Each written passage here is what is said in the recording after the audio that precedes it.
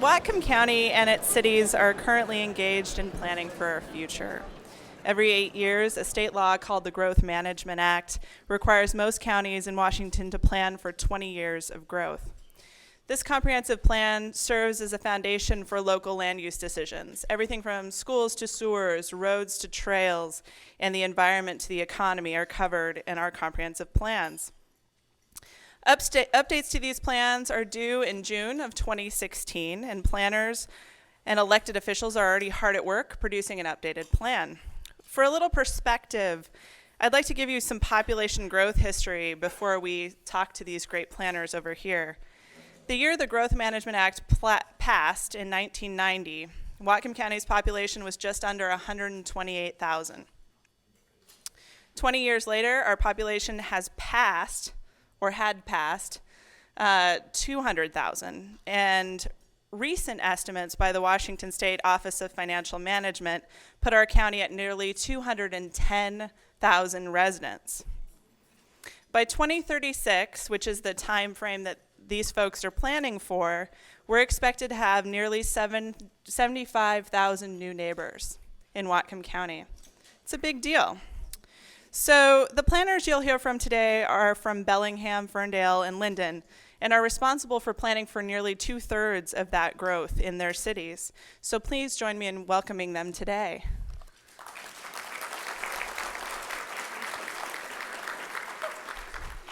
So first off, we have Amy HARKSELL. Amy is the planning director for the city of Lynden. I did my mouth exercises earlier, it didn't work. She has lived in Whatcom County most of her life and is married to a Ferndale native and has a 14-year-old daughter.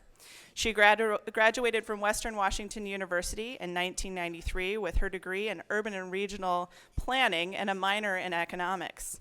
She has worked for the city of Lynden since April of 1992, and she was the city's first planner and is still its only planner. So she's going to talk about Lynden today. Go ahead.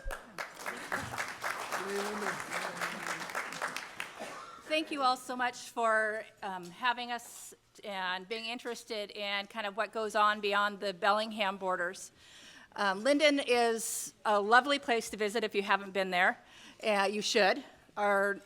We just had our big Raspberry Festival where we had our 3-on-3 basketball tournament, and we had 214 3-on-3 basketball teams competing. It was an awesome event. But what we're here to talk about is how our community does its planning. Lynden's vision statement, when we first adopted it back in, it seems like forever ago in 1993, is quite long. It's longer than any other vision statement I've ever seen. But the main point of it is that the predominant objective of this vision is that Lynden retain its community spirit, small town atmosphere, and agricultural roots. And you think, how do you do that as you go from a community of 5,000 or 6,000 to the over 13,000 people that we are today?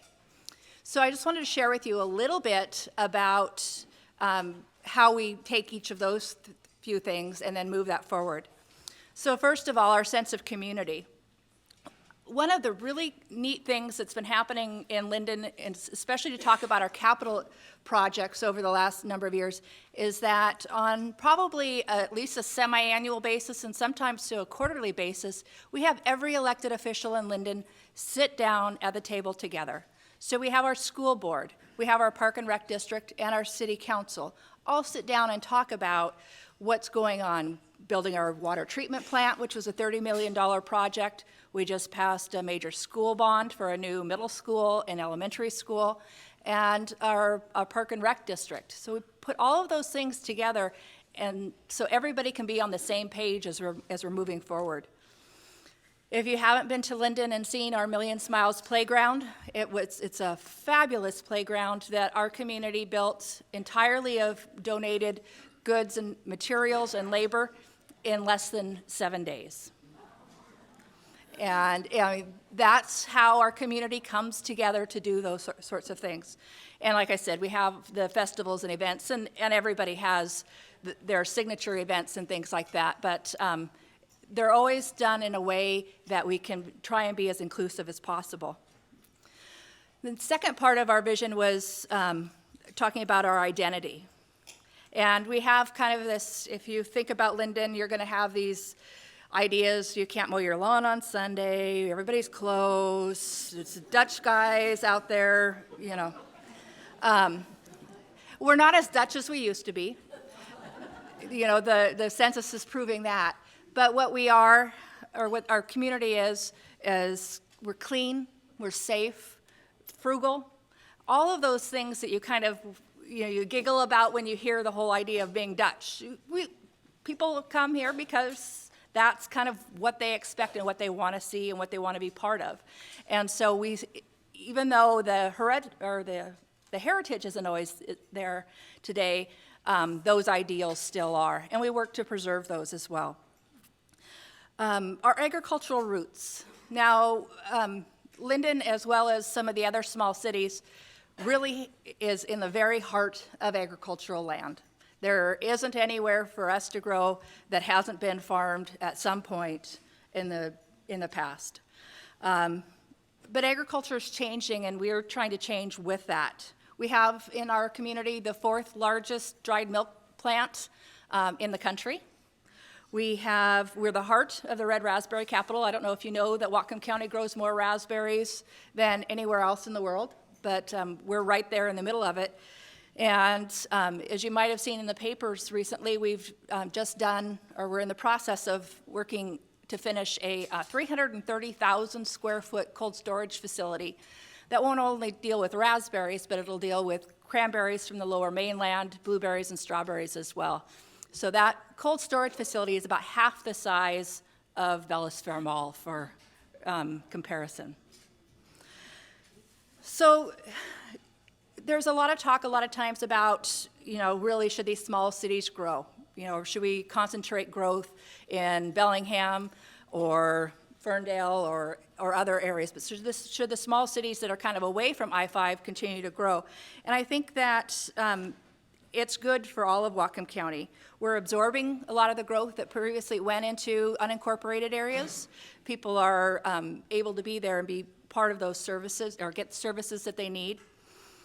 Our growth rate in Lynden between 1990 and 2000 averaged about 4% a year. So that's a pretty quick growth rate. And it's reduced a little bit over the last 10 years to between 2.5% and 3%. So we are seeing the same kind of slowdown that other areas are, but not quite as slow as some folks would have us do.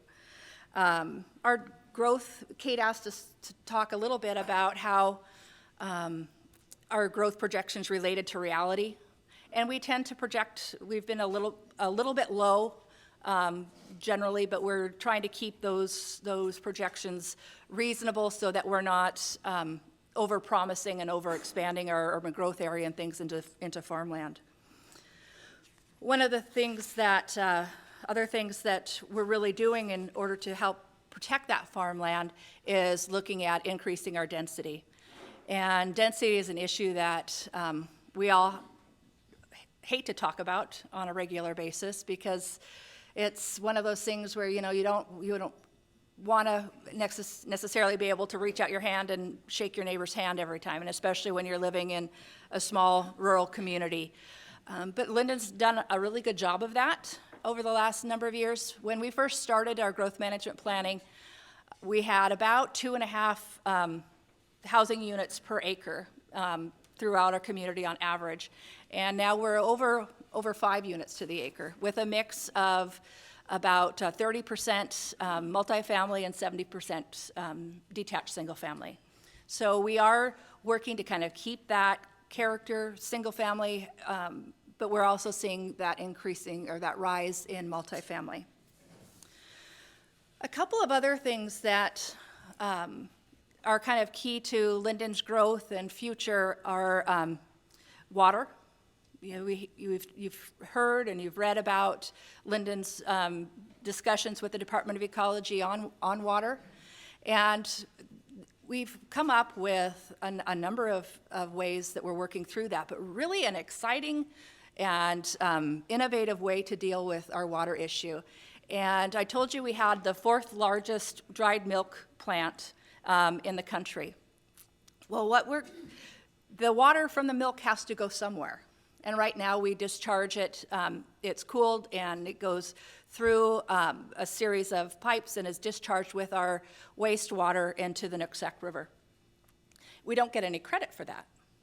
But in our last legislative session, we went to the state legislature and asked if we could start using that water. It's foreign water, it's considered what they call foreign water, or developed water. Those are the two kind of terms of art that they're using. So what we are going to be doing over the next 20 years, well, we'll be doing it sooner than that, but is utilizing that water that's taken from the milk when Dairy Gold dries it, and turning it into potable water so that we can reuse that within our community for potable water. Then that will solve the issue of our short-term needs for water rights in the near future, and we'll continue to work with other water purveyors over time to address other long-term issues. Another area that Lynden is looking at is where our urban growth is going to be going between Benson Road and the Guide Meridian, kind of bounded on the north by the East Badger Road, has a very high water table. And if you read the Phoebe Judson book or any of the other histories of Lynden, that area used to all be very swamp-like. And it still has a very, very high water table. But for the farmers to farm it, they've drained it all to the roadside ditches. And what we're working on right now is a plan to take that drainage and put it back into its natural corridor in an area called Pepin Creek to recreate the habitat for fish and other things that are in those ditches, because they don't really like to live next to the roads. They'd much rather be in a standalone separate drainage corridor or creek corridor. And it'll also be able to handle stormwater and other issues to help keep the area, because what happens with all those waterways is when it snows, we plow the roads that are on, and the snow all goes into those ditches, and then the water doesn't have anywhere to go when it melts. Creates a number of problematic neighborhoods for our community. And so we're going to be have been working with the Department of Fish and Wildlife, Department of Ecology, and a number of other agencies to redevelop this area and allow new fish habitat or replace fish habitat from roadside ditches to meandering creek through that area between the East Badger Road down to town. So those are kind of the challenges that we're looking at. I work very closely with our Citizen Planning Commission, great people who work hard from all different walks of life within our community. We do a lot of different outreach to get people involved. We had, when we were originally having to update our comprehensive plan, we did a program where we went into the schools and we actually had a coloring contest. And when we do our next update, the cover of our comprehensive plan, rather than our typical city logo, will be this picture drawn by, I think she was a 4th grader at the time, of what she thought Lynden would look like in 20 years. So we've done some outreach with that, talked with high school students, getting them involved. You know, why do you want to leave? Why do you want to stay? Talked with senior citizens in the rest homes, and just trying to get input from all the walks of life within our community. So with that, I think I've covered everything Kate has asked us to cover, and I'll be quiet. That was perfect timing. I was just about to stand up. Everyone. So thank you, Amy. Our next speaker is Yori Burnett, and Yori is spelled Jori. It's Yori. I learned that my first day meeting him. It was fascinating. Okay, so Yori is the Community Development Director at the City of Ferndale, born in Bellingham and raised in Ferndale. Yori graduated from Ferndale High School and received his master's degree from Huxley College of the Environment. Yori lives in Ferndale with his wife, Nicole, and their 2 kids, Lorelei and Eli. Is that the right pronunciation? Yeah, there we go. Okay, and Yori says, Ferndale is the fastest growing city in Western Washington outside of King County. Perhaps you'll tell us more about that. I'll try. Go ahead. Thanks for having us. Thank you for inviting us, Kate. Is my mic on? Can you hear me okay? All right, cool. I'll speak a little bit louder. Is that better? So listening to Amy talk, I'm always reminded, while we do talk frequently, just how similar we are in many ways, where we all have to follow the Growth Management Act. We all have the little things that we do to involve folks, and a lot of times they are pretty similar. A lot of our motivations are the same, where our tagline is preparing for growth and preserving community. I think that where we start to have differences is how we actually make that happen, and explore a little bit more about what it means to have a community in Ferndale versus Bellingham or versus Lynden or Sumas or even the unincorporated county. Since we are growing so fast, I think that Amy's statistics, they had nearly doubled in the Growth Management Act era. We had slightly more than doubled. We started off a little bit smaller than Lynden, and we're still a little bit smaller than Lynden, but our rate of growth has been a little bit more accelerated than Lynden's.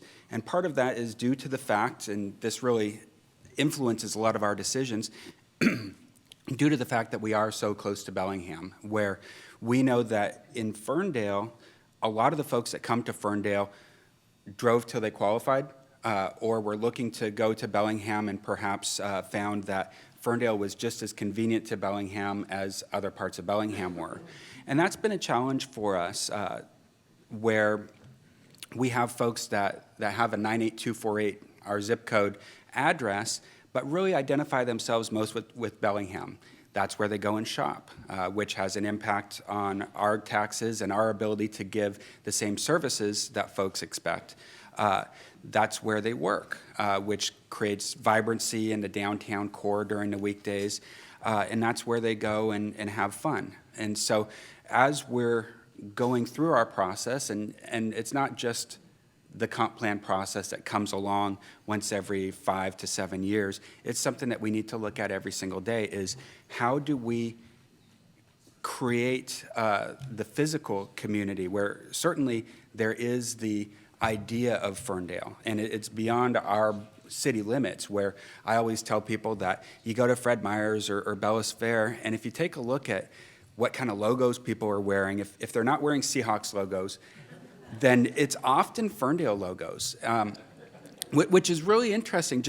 And I'm really not, telling so much of a joke about that, where I think that people from Ferndale are very proud to be from Ferndale and want to, when they go out in public, kind of tell others, hey, I'm from Ferndale and so are you. But how do we actually show that in the physical environment? Because we don't have a lot of great bones to our city. We don't have really unique or significant structures that are legal, at least. So, most of our structures, or most of our identity as a small town, is due to the fact that there are a lot of spaces that are still available, where when we're trying to say, hey, this is Ferndale, how do we reference that to this building is a good representation of Ferndale, or this is where we want to go to, without becoming a themed community? Where back in the 80s and 90s, after Bellis Fair went in, and Ferndale's downtown was just decimated, as I think most of the other downtowns were too. Folks started saying, well, gosh, look at what Winthrop's done, or look at what or Lynden to a lesser extent, because I mean, Lynden is a true functional community without being so overly themed, where it doesn't let innovation come in. And we've kind of rejected that idea of saying we're going to be like a pioneer town, because we want to be an actual real town. We don't have the benefit of having a very significant ethnic group or heritage that we can rely on, because we do have a lot of different folks there who have kind of defined our history. So we don't want to have an inauthentic experience when you come to Ferndale. We want it to be This is Ferndale, and it's not Bellingham, and it's also not Disney Ferndale. So that has been a challenge. We also, and this is another one of our challenges, we are not a high-income community, but we are a bedroom community. We want to be less of a bedroom community, but the most successful bedroom communities tend to be those that are relatively affluent, where higher taxes can pay for those services. When you're a low to medium income community, the choice of taxing your residents in order to provide them the services that they have is really not an option for us. So that's where we do look at more retail and more white-collar jobs coming in so that we can provide that more sustainability, so that we can provide those services and those options. And that's where we kind of get back into the growth projections, where I'll be honest, the growth projections are really one of the least important parts of the process. They really are, because I don't know how many people, probably at this table, might be able to say how many people are actually here right now. It's much more difficult to say, well, here's what 6,800 people look like. You don't know what it looks like, and 6,800 people can look like a horrible, god-awful crowd, or it can be something where you don't really see the difference. And what we're working towards is trying to figure out a way where you don't see the difference that much. So whether it's 6,800 people or maybe 10,000 people or 3,000 people, if done right, it can be successful. If done wrong, yeah, then there are some horrible consequences. But for Ferndale, especially for employment purposes, we can't necessarily look at our past as our future, because our past, over the last 20 years, is a city that has lost most of its commercial core, almost all of its retail. And to say that that is successful and that's what to expect in the future isn't responsible and would not achieve what we're looking for.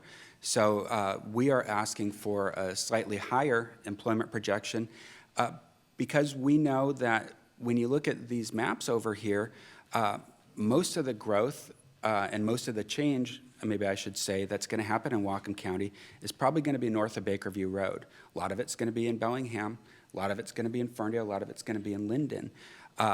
And we need to acknowledge that that's likely where the growth will happen, partly due to the same goals that Bellingham has to preserve their community as well. Ferndale happens to have a lot of developable space, so that's where we think it's likely that we will go. We also need to remember our friends with the Lummi Nation, a sovereign government who's purchased about 160 acres at Slater Road and wants to reclaim economic development independence.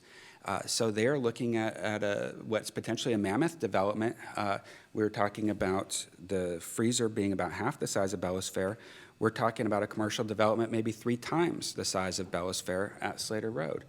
So that's something that we need to look at too, and working with the Lummi Nation and also preparing for if there is undeveloped land within the city nearby, it's probably going to be impacted by that as well.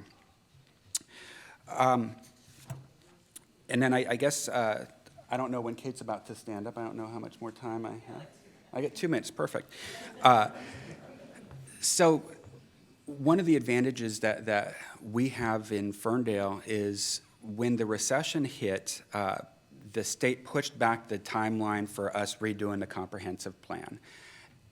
So we're not needing to do it till 2016, which is why we're here. But what Ferndale did is we've updated most of our elements, our chapters of the comprehensive plan, and we're really one of the only jurisdictions that have done that where our plan right now reflects the post-recession analysis. City government has been turned upside down in the last 10 years. It doesn't act the same way now as it did back then.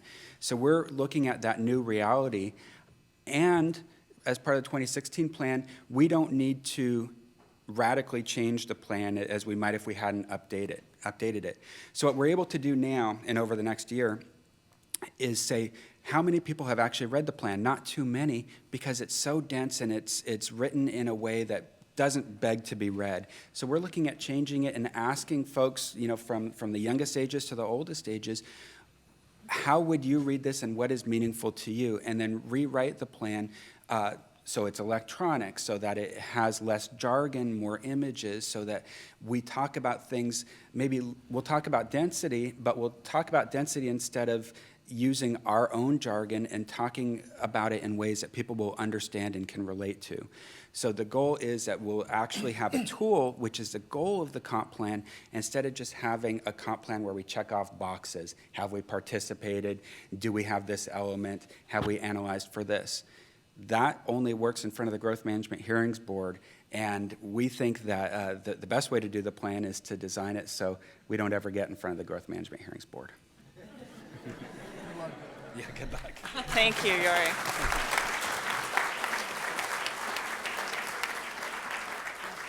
It's an excellent aspiration.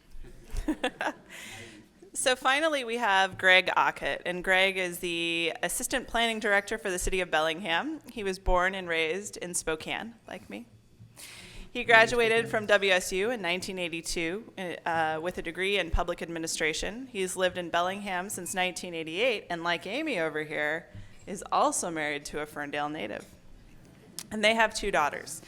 He's worked for City of Bellingham Planning Department since 1989.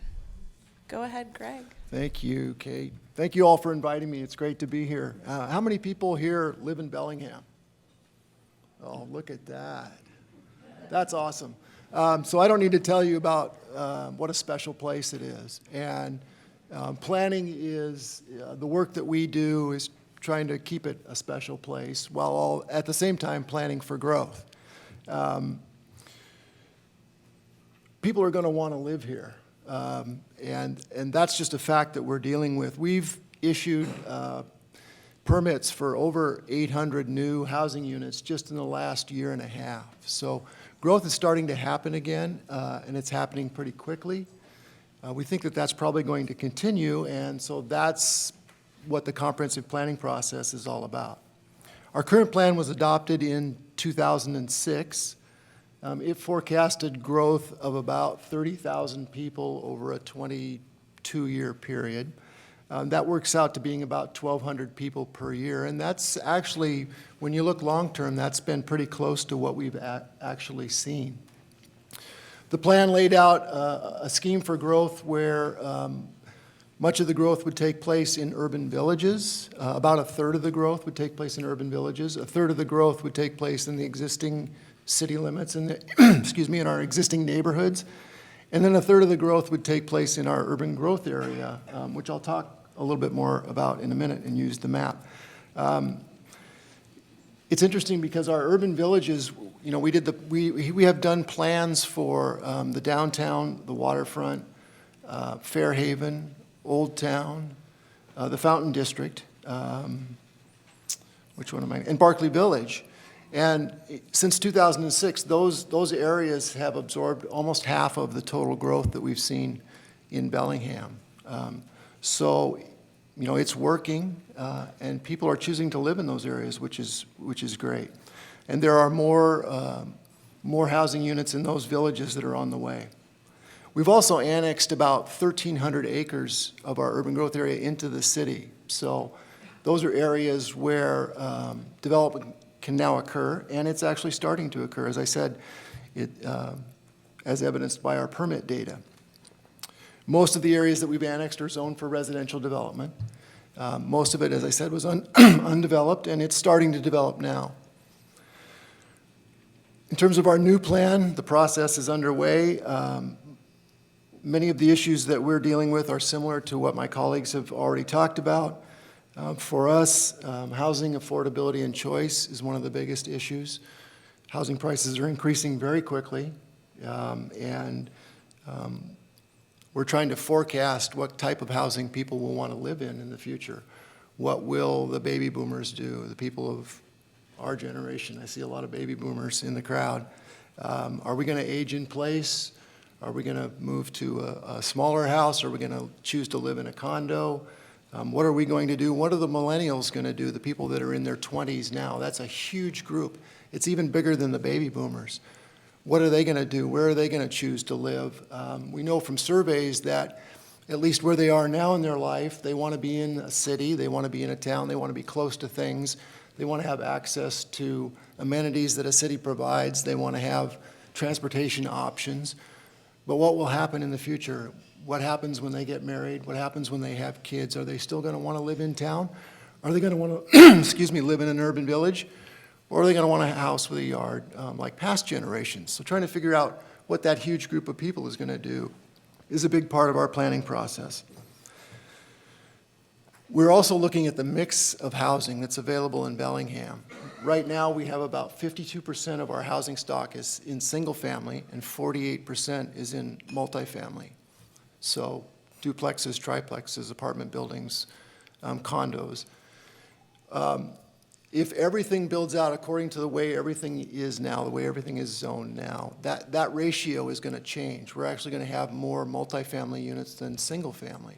And is that what we want? That's another question that we're dealing with. And then as all this growth occurs, we want to protect and maintain our natural environment. That's a central part of our planning process. And then jobs.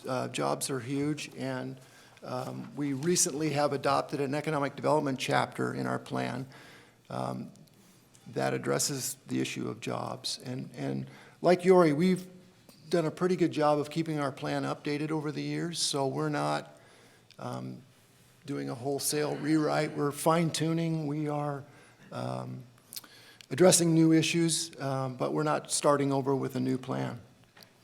Probably the most interesting question that we've been dealing with right now and that our Planning Commission just finished working on is where and how should this growth occur? Where in our city should the growth occur? And how much should we plan for? We've gotten a range of population growth forecasts from our consultants that says we're going to grow by 23,000 people over the next 22 years, or maybe it's going to be 36,000 or somewhere in between those. So trying to figure out how much growth should we plan for and where should that growth occur. That's something that our Planning Commission wrestled with and just recently finished their work. The City Council is going to take up that issue this month. So if you're interested, July 27th was a public hearing before the council to talk about population growth forecasts. What number should we be using and where and how should that growth occur? When we talk about whatever the number we select is, whether it's 23 or 36 or something in between, we know that we have capacity for most of that growth, but not all of it. And so what do? Do we try and add some capacity into our existing neighborhoods? Do we try and add some land to the city where that growth could occur? Those are the issues that we're wrestling with right now. And I brought this map along, and I know you can't all see it, and I'm sorry about that, but feel free to come up afterwards and I'll hang around and we can talk about it. When we're looking, maybe I can just hold it up. When we're looking at Bellingham and what's available for growth, the area in white here is the city limits itself. The areas in gray are our current urban growth boundary. So those are areas where we see future growth happening. But we know, again, depending on the number that's selected, we know that we probably don't have enough land to accommodate all of the growth. So again, what will we do? And when the Planning Commission looked at this issue, they recognized that surrounding the city are a bunch of constraints. We're fairly well boxed in, whether it be the Lake Whatcom watershed and the forestry zoned areas on the east, the wooded foothills to the south. We've got wetlands in the green color all along our northern boundary. We've got rural areas in the, I'm not sure what color that is. What color is that? Pink. Salmon. We like salmon, right? So those are rural areas. Those are areas that are developed mostly with 5-acre lots or 10-acre lots or 2-acre lots. So not really available for urban development. They're already platted out.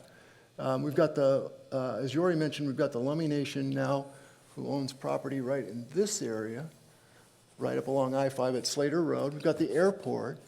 So we're fairly well boxed in. And the Planning Commission looked at all this information and said, really, there are only a couple of areas where it makes sense to add land to the city to make up this deficit in our capacity. And part of that land is to the north. It's just north of the existing city limits. And part of it is in the south along U Street. If we added those areas, that would add enough capacity to accommodate all of the growth that we're forecasting out to 2036. So that's a real interesting issue, and we've had lots of people participate. There are very strong opinions about what the numbers should be and where this growth should occur. You can go to our website, cob.org, and go to the Comprehensive Plan Update page and see lots of information.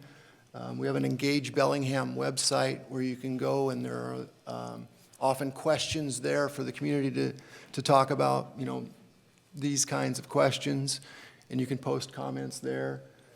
We've had a couple of open houses now, and we're going to have another one later this summer to talk about some of these issues. And as I said, the City Council is taking up the issue on the 27th. So this is really timely, and we would encourage all of you who are interested to participate. I think that's everything I wanted to cover. Thank you. How'd I do? Time?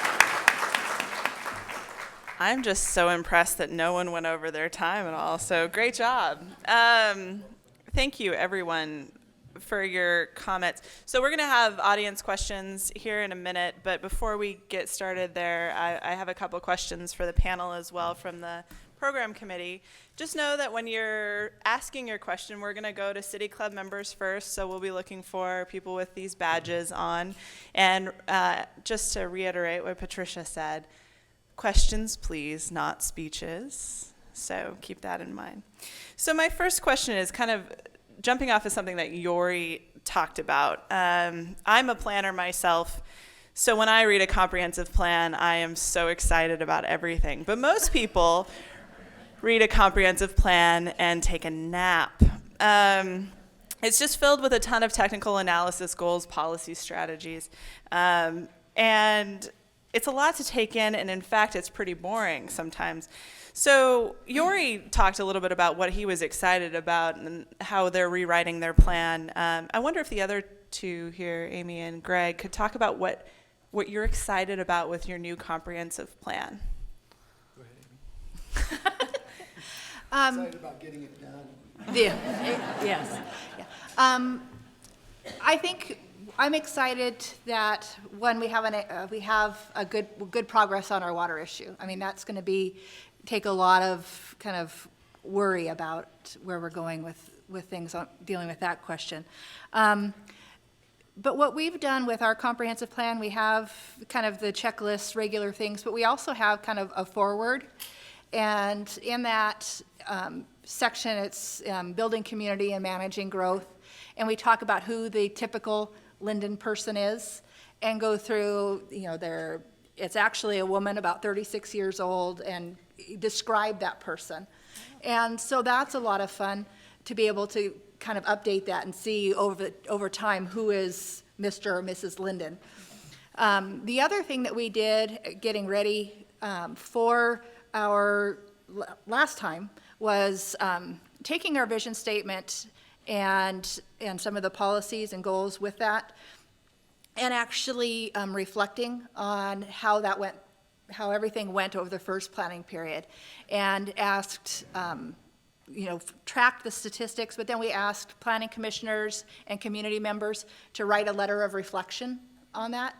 And so I'm excited to be able to have that roll out as part of this process and have those reflections on where we've been and where we're going. So that's kind of great. We've got, I think, 3 themes that are going to be a part of this plan that weren't so much a part of the plan that we did a decade ago. Innovation is one of those, whether it's innovative rules or the way we do business, the way land is developed, innovation. Sustainability, sustainable development is a big key, and it wasn't a huge part of our existing plan. And then community health is the other thing that we're really interested in adding to the plan. We want to make sure that as areas develop, that the opportunities there for people to walk, to bike, to walk to a store, to have access to healthy foods and so forth. So that's an area that we're also excited about adding to the plan. And Yori's right. I mean, our plan is, I don't know, it must be 400 pages long or something. It's ridiculous. And we want to make it more readable. We want to use more graphics. We want people to actually be able to pick it up and in just a few minutes see what are the city's goals and what are the policies and how are they going to get there.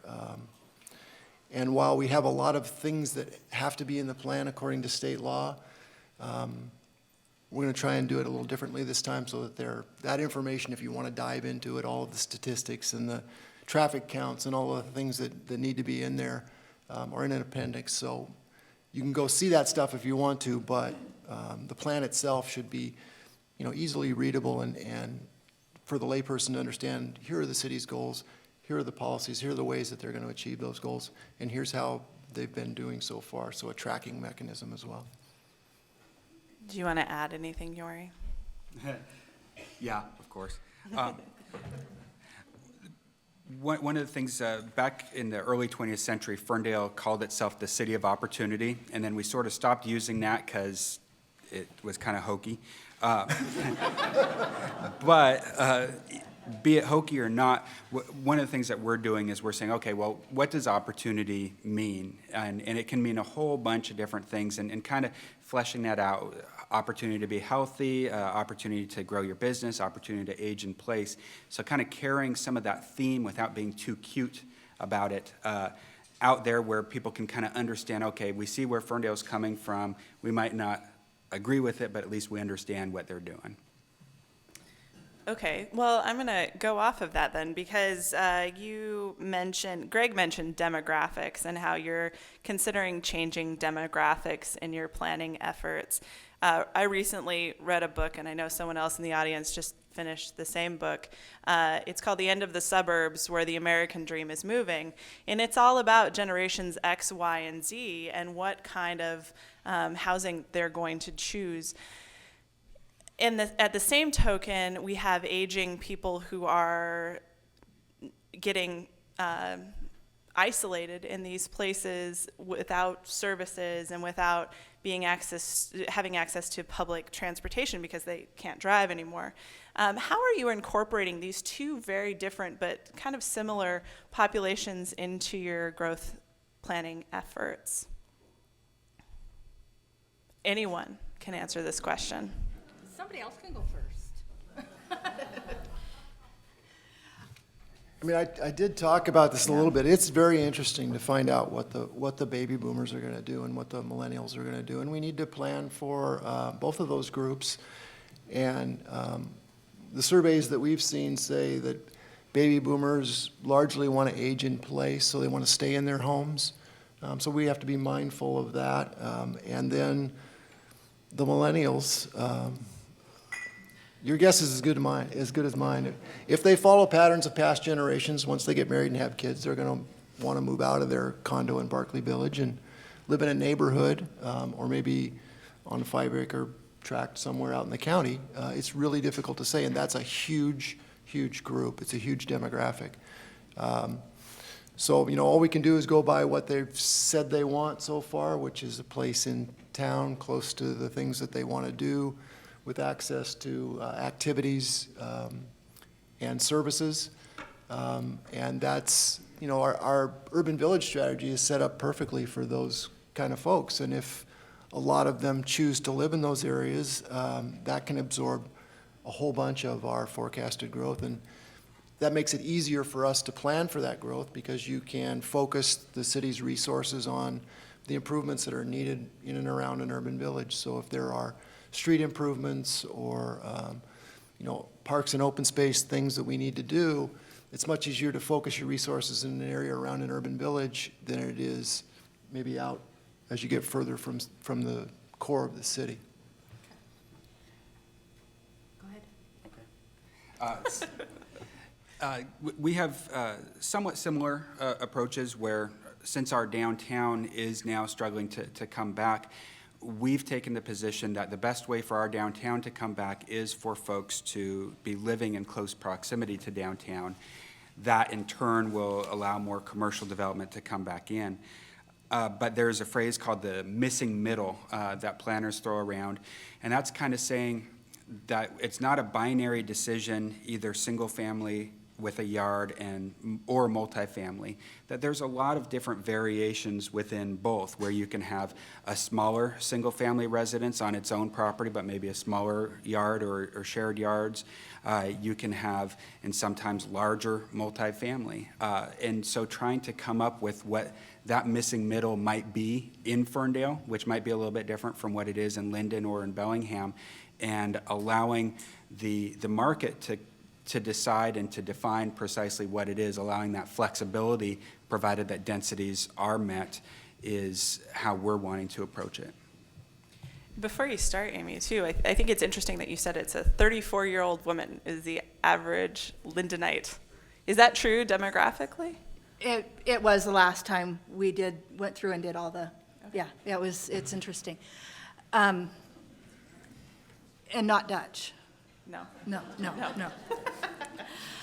I think beyond, one of the interesting things that we need to look at beyond just do they want to live in a single-family house or a multifamily house is also the culture shift. And that's going to be, and that's really difficult for all of us to try to grasp. In that, when you listen to demographers talk about the millennials and their transitions and their choices, they're waiting longer to get married. They're not having kids or having kids later in life. Just so many changes that are happening, and that's hard for us to predict. I mean, when we're going through this, as Yori said before, 6,800 people can be, in a stadium, it's not much, but in Lynden, it's half again the population. So I think more than ever, we're going to have to come up with ways to be creative in how we accommodate that growth, and doing it in ways that doesn't scare the people already here. And,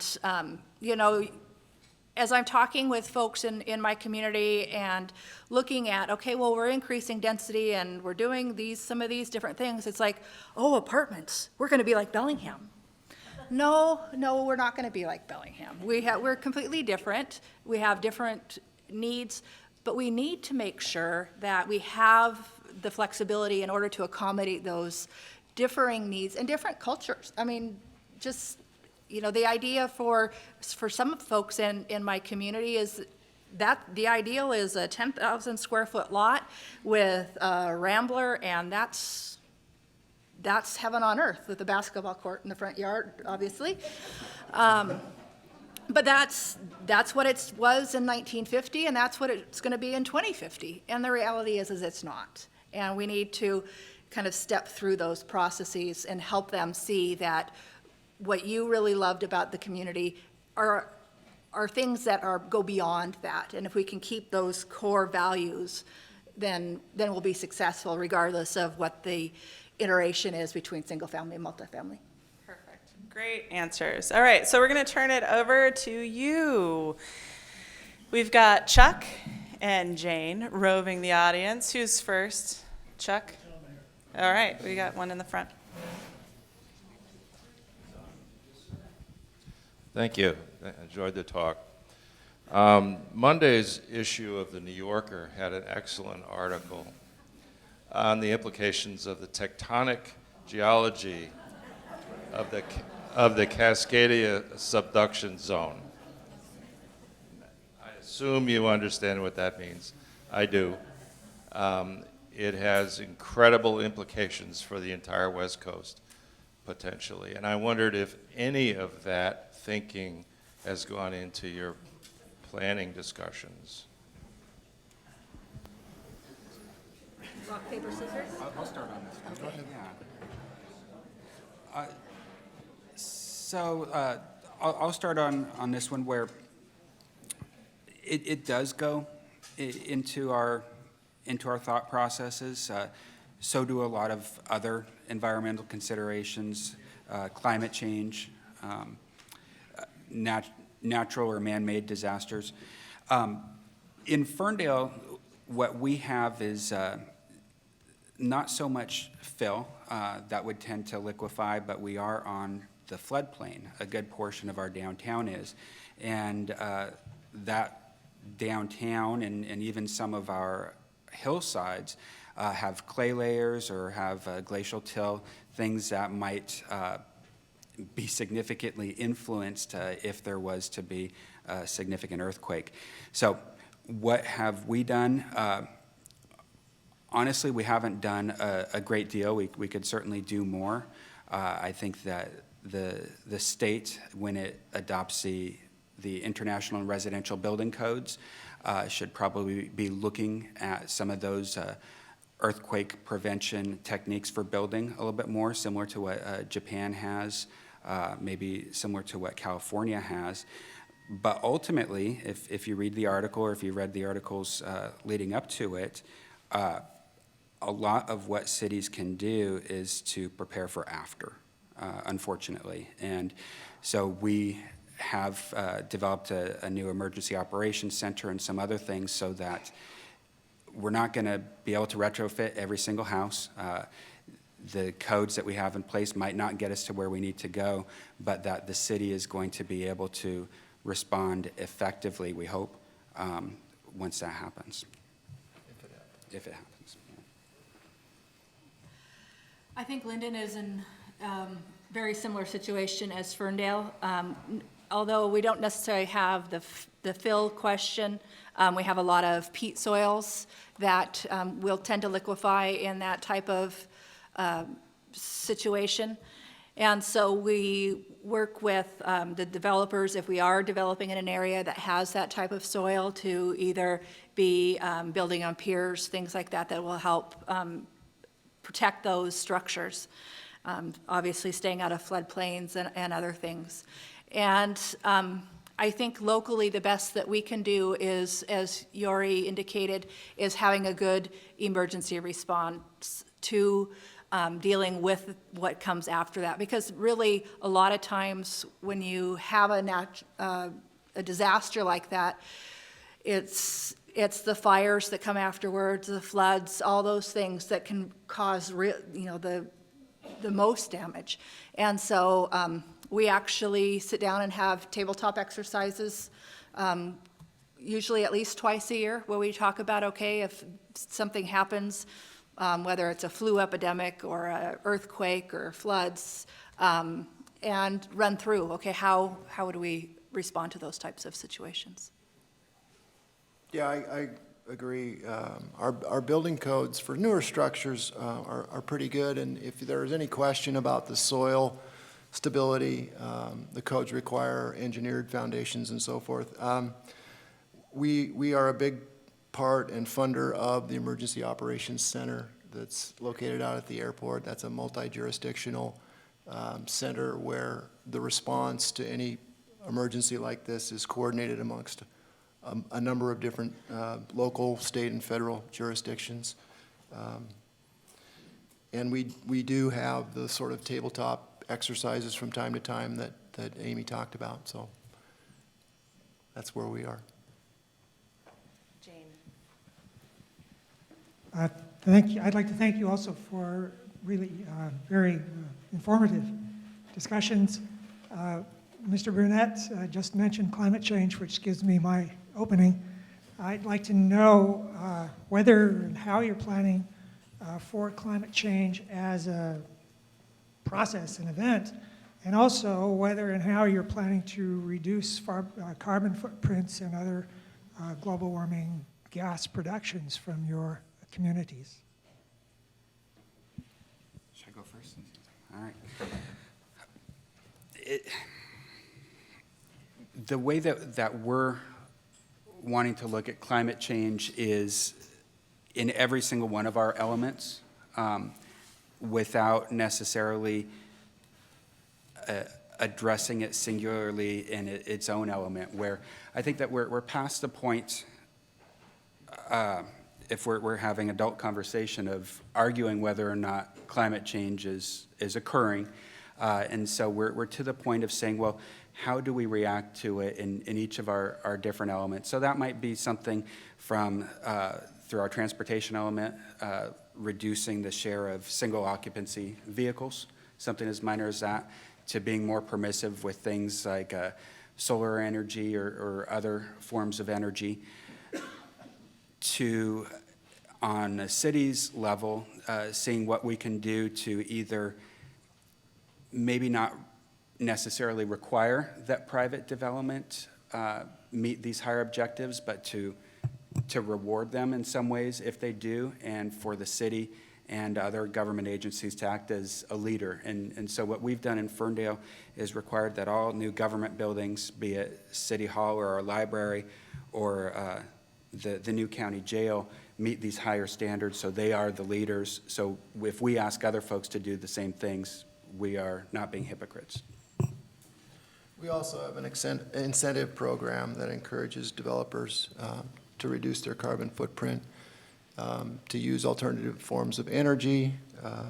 The city is a leader in that regard, and we are converting our fleet, for example, over to more of the hybrid vehicles. We have electric cars now in our fleet. But I think the most significant change will come when developers see an advantage, a financial advantage, frankly, to incorporating these things into their projects, and that often means additional square footage if it's a commercial building, or additional dwelling units if it's a residential development, in order to offset the costs of doing that. And we're not quite there yet. I don't think that our current incentive program is enough to cause people to automatically want to incorporate these things into their developments. A lot of people do, but short of requiring them to do it, which is a tough sell sometimes, we want to create or tweak our incentive program so that it provides that incentive, that benefit for the developers, so that they will incorporate those into their developments as a matter of course. That's really what we're trying to change the mindset of developers in that regard. I don't know, Amy. Lynden's probably a little bit behind these two guys as far as having things in place for that to happen. We are recognizing more and more that it plays a strong role in our planning process. One of the key objectives, and we're kind of going about it at a little sideways, but by helping Lynden become a community that we don't have to come into Bellingham for everything, to reduce those numbers of trips on the guide or the Hannigan Road, those sorts of things, becoming a stronger self-serving community. That's kind of our key thing. And then also we're going through with our, as you already mentioned with Ferndale, our new city hall has, energy and climate and carbon reducing things like that. Our new water treatment plant is going to be more efficient in dealing with those questions. And I expect that we'll see some policy changes as well as we're looking at things like stormwater and all those other development regulations as we go along. So we're not quite there, but we are working towards that and recognizing that it needs to be included in our plan. We'll take a couple more questions here. We got Dan. Thank you. Thank you as well for being so frank and presenting things. But I was struck that there's a lot of talk about where to plan growth, how to plan growth, the demographics. And then you already mentioned Ferndale developing a drive till we qualify mindset. And then he said, but we need to have market rate housing. And Greg, you just mentioned the same. The problem with market rate housing is it's often not affordable. So what in your new plans do you expect to say about affordable housing options within the city limits or within the urban growth area? Sure, I'll go first. It's one of the issues that we're struggling with, obviously, and our planning commission is going to get started on the discussion of affordable housing and housing choice in August. So I'm not really sure where that's going to go at this point. We know that additional density would help developers bring down the costs of housing. There are lots of things that the city does to address the housing for the low-income folks. It's the workforce housing that we need to address. I think people who work in Bellingham should be able to afford to live in Bellingham, right? And that's becoming increasingly a challenge, and it's a tougher nut to crack. You know, there are programs in place to address the people that are low income, at 60% of median or even 80% of the median income. We have the housing levy, we have block grant funds, we have a number of social service agencies in town that address those needs. It's the people at 100% of median income or even slightly above that, the workers' housing, workforce housing. And then housing for students as well. That's a big issue in Bellingham. And we're starting to see the market address that now. We've got 2 projects that are in the permitting stage that will provide a number of housing units for students, options basically for students, and maybe that will loosen the supply of some of the homes in the adjacent neighborhood. So in the York neighborhood, the C Home neighborhood. If students have an alternative that's a nice alternative, and I think both of these developments will be nice alternatives for them. They'll be close to the school, and will make getting to school on the buses fairly easy, and they're even within walking distance, one of them. So that may open up some of the supply in the existing neighborhoods that are now devoted to student housing. And it's possible that that housing could be market rate and affordable for more folks. It is a very difficult question that we have historically relied on the market to provide that housing. And maybe the tide has turned and that's no longer going to be the case. We're not sure yet, but it's one of the things that we're talking about extensively right now. Great question, Dan. We're in the same boat, and we haven't been terribly successful at it, where we have a lot of self-help homes. We're one of the biggest communities for self-help homes in Washington. Last year, we adopted some changes that allow for lot averaging or smaller lots with the hope that we can kind of respond to some of those desires to own a home at a lower rate, but I'm not going to pretend that we've been successful at it or that we have the answers. It's a really tough problem. And I think especially for the smaller cities that don't have, Greg mentioned block grant funds, and the smaller cities don't get those. So having an ability to have a program to develop those plans is quite difficult, and frankly, there's a lot of times a lot of other things that come ahead of that in the needs thing. But I think you're exactly right that we do need workforce housing is a key element. And one of the things that we're looking at in this comp plan update with our housing element is what are all the pieces that go into what creates that home price? I mean, there's the cost of the land, there's the cost of the improvements, there's the cost of the building components, there's all of these pieces. And then where can the city make a difference in that kind of structure? And, if you come to Lynden, you drive the nice wide streets, and, I mean, we have the trees and all of those sorts of things. But maybe we need to be looking at smaller streets for more than just climate change, but smaller streets, some reduced design standards, other things, so that we can make the development cost less, so then, we're taking out a little piece of those costs as we go along. But those are pieces that we're looking at for dealing with the question of housing for those that might not make market rate. So we've got time for one more question. Okay, go ahead. About that earthquake, I was hoping someone could say, yes, there is a centralized, automatic, and tested way to automatically turn off gas and electricity from a centralized position so that homeowners and people aren't dealing with fires throughout the area. Yeah, the gas and power are private utility companies. We don't provide those services, so we don't have a way to know that they have that kind of automatic shut-off situation. The fire departments can do those sorts of things, and I think that all goes to the Emergency Operations Center, that when that center is activated, that information goes out to all of a variety of different utilities and transportation and emergency people that can help try and shut those things down as quickly as possible. All right, join me in thanking our guests today.